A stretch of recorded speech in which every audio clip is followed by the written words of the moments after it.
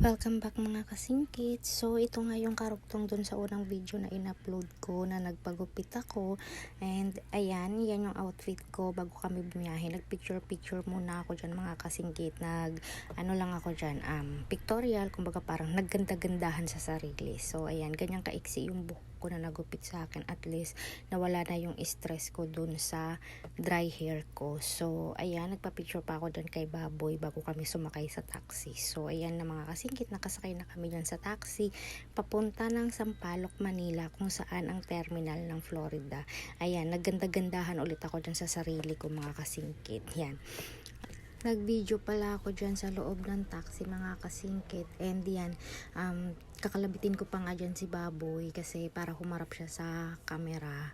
Ayan, lagi kasi yan nakatalikod sa camera. So ayan, tinan nyo ang gagawin niya. Kala niya picture, di niya alam video. So ayan, nandito na nga kami sa terminal ng Florida sa Sampaloc, Manila. So ayan, si Baboy dun sa kabilang kalsada, sa kabilang dumaan, ako dito sa loob. So ayan, didiretso si Baboy dyan sa ticket booth kung saan bumibili ng ticket sa bus. Ayan na si Baboy. Bumibili na siya dyan ng ticket. Then ako naman, ayan, tamang video lang sa loob ng terminal ng Florida sa Sampaloc, Manila. Bali, second time ko na makakasakay ng Florida dyan mga kasingkit, kasi first time ko sumakay dyan nung sinundo ako ng mama ko sa Cavite, year of 2008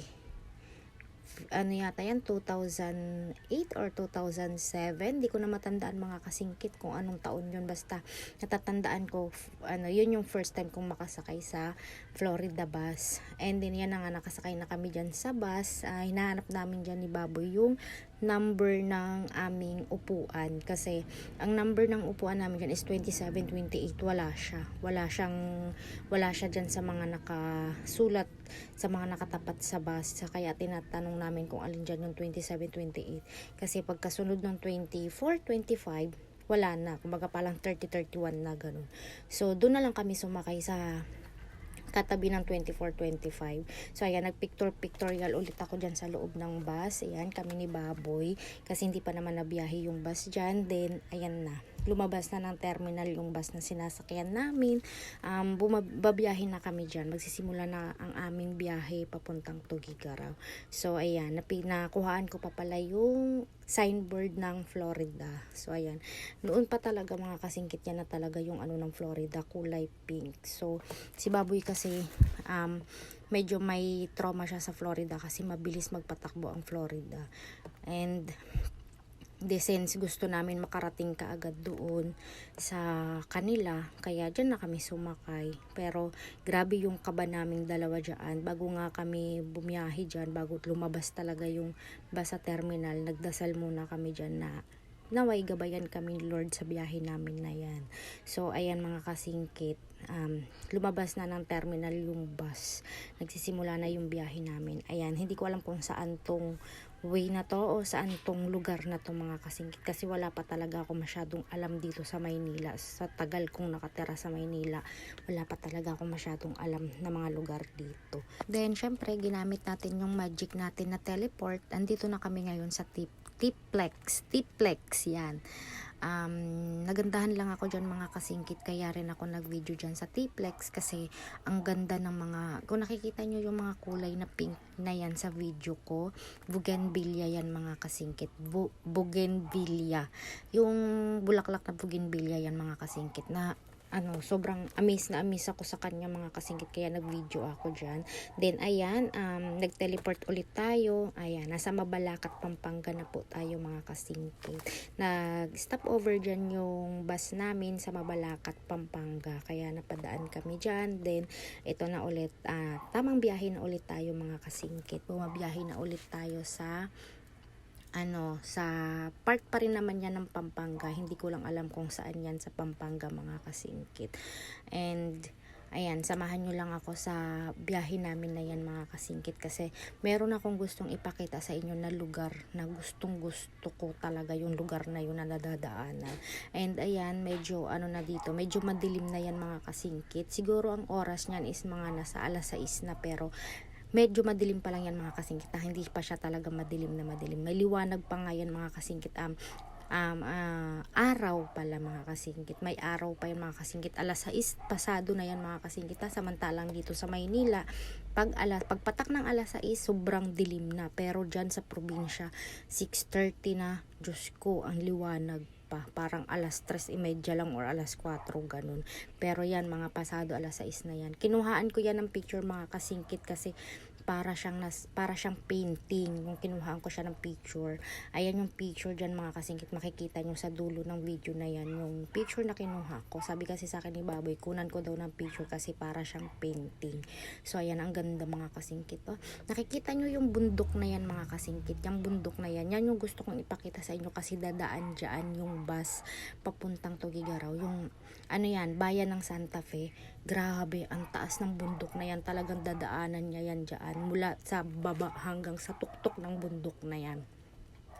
Nakaka-amaze siya mga kasingkit. Kaya lang kasi nakakatakot doon kasi syempre konting pagkakamali lang ng bus pwede siya mahulog dyan. So ayan na nga yung picture na kinuha ko, and ayan yung sinasabi ko sa inyo mga kasingkit. Nandyan na tayo sa bayan ng Santa Fe. Pagpasensyahan nyo na kasi medyo madilim na yan mga kasingkit kasi parang wala ngang street light yan mga kasingkit, kaya madilim na madilim talaga siya. Pero may maaaninag naman kayo dyan mga kasingkit kasi pag may nakakasalubong na mga sasakyan.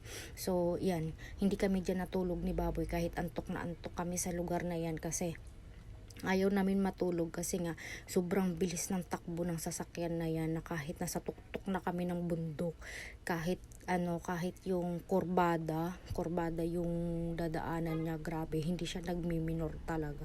So hindi kami natulog dyan talaga ni Baboy kasi sabi ko, ayan mga kasingkit, na sa tuktok na kami niyan, as in sa tuktok ng bundok talaga yan.